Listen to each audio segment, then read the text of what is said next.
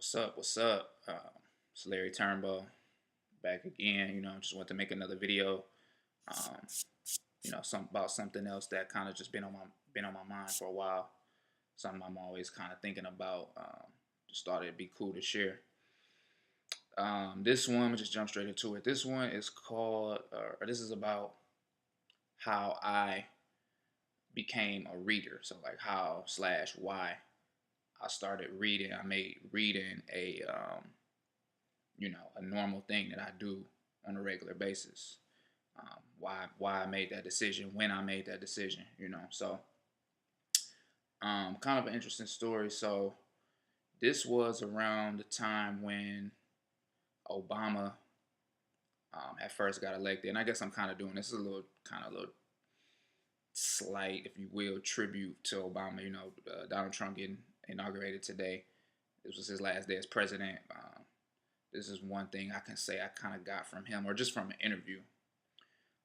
So he got elected, right, his first term, and he was doing this was like really shortly after he was doing an interview on 60 Minutes, right? And I forget which one of the anchors it was, George Wallace or something or whatever, right? It was interviewing him, and so interviewing him, blah blah blah, first black president, all this. What you gonna do about foreign policy, this and that? They're just talking about all the whole slew of political topics or whatever, right? And just like in mid conversation, the interviewer guy, he just completely changed the whole direction of the conversation, like just switched it up um, with a basic, simple question, right? So he went straight from foreign policy and overseas Russia, China, Iran, whatever, blah blah, to he just said, "What are you reading these days?" Right? Just a basic, simple question. What are you reading these days? But when he asked him that question kind of that took me back a little bit. Like, I was a little confused. Keep in mind, I'm a senior in high school. I'm like 17, 18, right? So I'm a lot younger.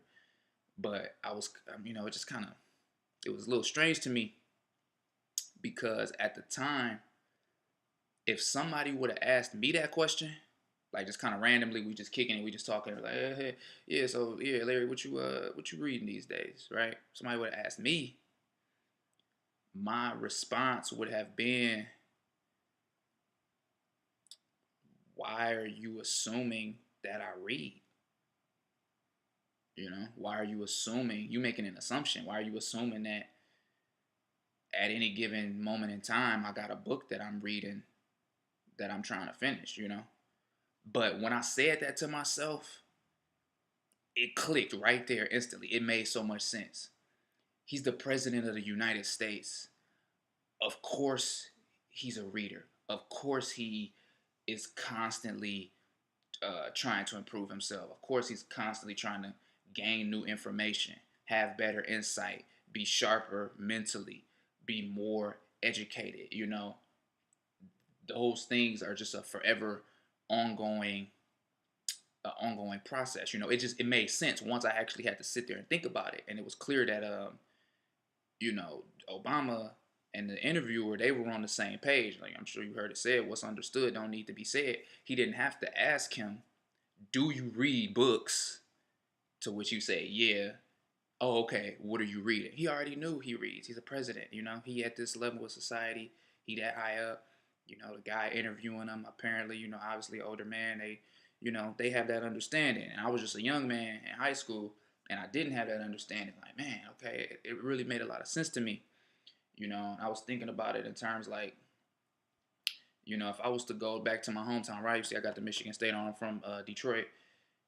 One of the high schools or middle schools or whatever in the inner city, in my home city, and talking to the kids, and I asked one of them and say, who your favorite rapper, right? Or it might not even be your favorite, but who you been listening to the most lately? They gonna give me an answer, right? Let's just say like one of them, Lil Uzi Vert, right, or something that's like hot, all the little younger people like him or whatever. I know ain't no old heads really rocking with him like that, but anyway, you know, I would expect 95%.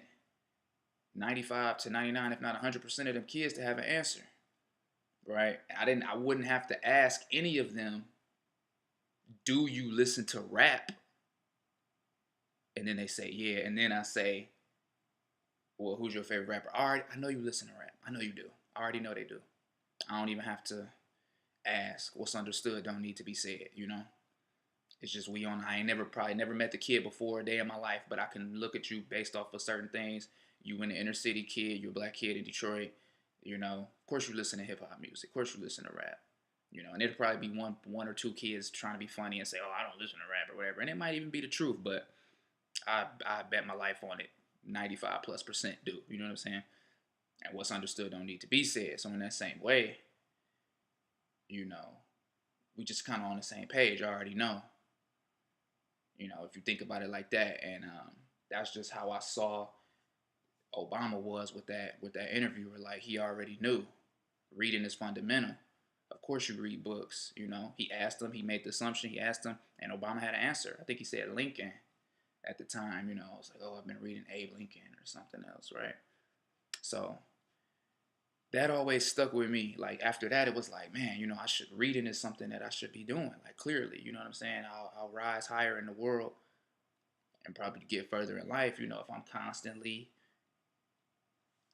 soaking up more information, getting new knowledge, getting new information, you know, doing self-improvement, right? Stuff like that. So I started reading, you know. I made it a habit. And granted, I could admit I haven't always, ever since that day, always had a book that I'm working on. But I mean, it got me into it. You know what I'm saying? And especially now, I'm still,